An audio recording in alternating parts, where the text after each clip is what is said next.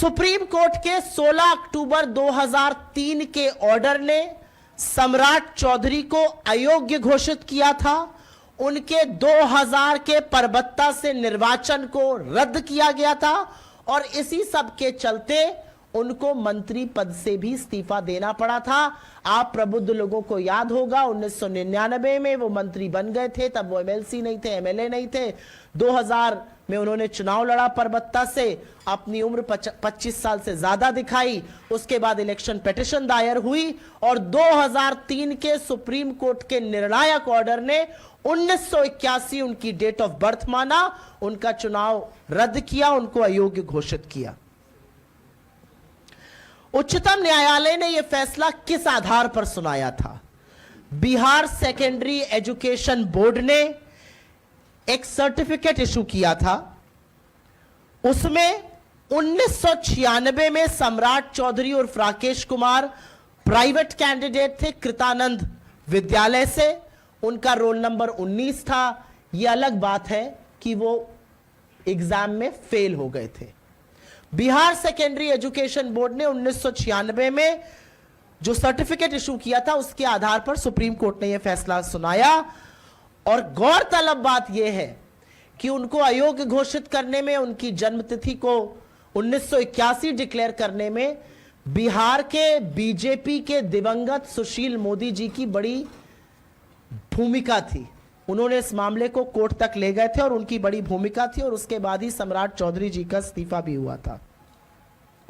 तो आज 44 साल के होने चाहिए थे, लेकिन जादू चल गया, वो 56 के हो गए। 56 इंच की छाती के महामानव और 56 का उनका सपा सिलादार। कमाल की बात यह है कि बीजेपी बिहार में जादू से उम्र घट बढ़ रही है और अब चुनाव आयोग क्या करता है यह देखना जरूरी होगा। लेकिन आगे बढ़ने से पहले एक चीज आपको पुनः याद दिला दूं।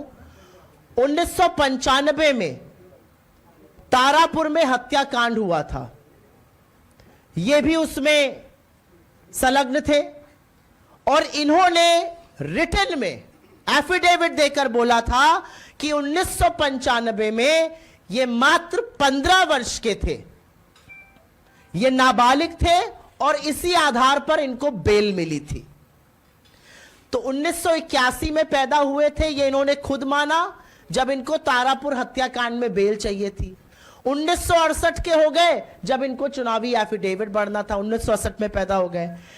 उस दौरान उन्होंने लिखित में यह भी दिया था कि राकेश कुमार सम्राट चौधरी के बड़े भाई Rohit Kumar Birla institute of technology में पढ़ रहे थे। 1999 में उनकी उम्र 22 साल थी, ये उनसे छोटे थे, तो ये 25 के कैसे थे 1999 में? ये जो गुत्थी है ये महामानव और उनके सम्राट ही सुलझा सकते हैं। और जैसा कि मैंने कहा 2010 के हलफनामे में उन्होंने अपने आप को 28 साल का बताया था। तो आप में से कोई भी हाथ उठाकर यह बता दे कि अगर आप 2010 में 28 साल के थे तो 15 साल बाद तो आप 43 या 44 के ही होंगे। या ये कौन सा जादू है कि 2010 के हलफनामे में 28 का व्यक्ति 2025 के हलफनामे में 56 का हो जाता है और चुनाव आयोग आंखों पे पट्टी बांधकर चुपचाप सो रहा है। लेकिन यह सिर्फ सम्राट चौधरी की बात नहीं और यही मूल मुद्दा इस प्रेस कॉन्फ्रेंस का है। यह सम्राट चौधरी के फर्जीनामे की बात नहीं है, फर्जीवाड़े की बात नहीं है, ठगी की बात नहीं है। यह नरेंद्र मोदी और अमित शाह की ब्रांड ऑफ पॉलिटिक्स, उनकी राजनीति, उनका फर्जीवाड़ा, उनका झूठ, उनकी धोखेधड़ी, उनकी ठगी का परिचायक है। ये काम, ये brand of politics Narendra Modi और अमित शाह लगातार करते हैं। ये उनकी नीति निर्माण का भी मूलभूत आधार है।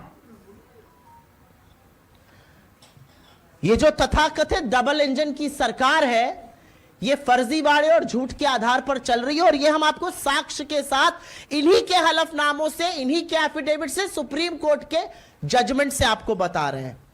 बिहार जो तप और तर्पण और त्याग, तपस्या की भूमि है, बिहार जिसकी दुनिया में ख्याति ईमानदारी, कर्मठता, ज्ञान को लेकर है, वहां पर इस तरह का फर्जीनामा, फर्जीवाड़ा नरेंद्र मोदी और अमित शाह के सिपा सालार सम्राट चौधरी कर रहे हैं। और सारा झूठ जानते हुए भी नरेंद्र मोदी और अमित शाह ने अपनी आंखों पर पट्टी बांधी हुई है, मोटी चमड़ी कर ली है और मुंह में दही जमाए हुए हैं।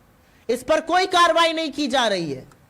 मैं आपसे पूछना चाहती हूं, अगर एक आम आदमी अपनी उम्र को 1 या 2 साल भी इधर उधर कर दे तो क्या एक्शन होगा प्रशासन का उसके खिलाफ?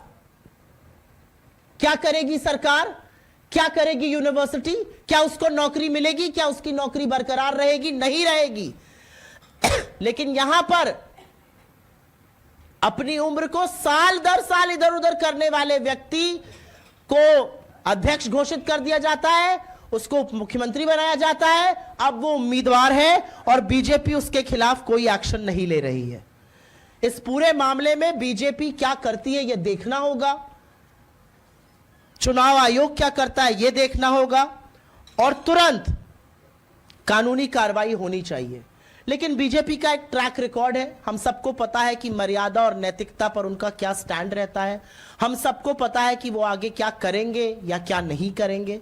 और इसी आधार पर मेरा मानना है कि बिहार की जनता ऐसा सबक सिखाएगी और कड़ी सजा वो देगी, अपने साथ ठगी करने की, अपने साथ झूठ बोलने की, अपने साथ फर्जीवाड़ा करने की।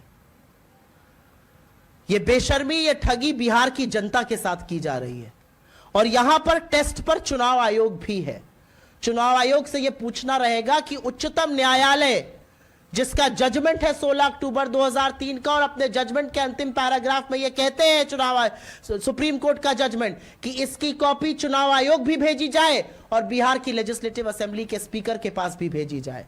यह सब जानते हुए चुनाव आयोग ये फर्जीवाड़ा कैसे होने दे रहा है? नरेंद्र मोदी और अमित शाह ये ठगी, ये धोखाधड़ी, ये झूठ कैसे पनपने दे रहे हैं? सवाल इन बातों का है। आपके सवाल का स्वागत है। सवाल अगर इसी से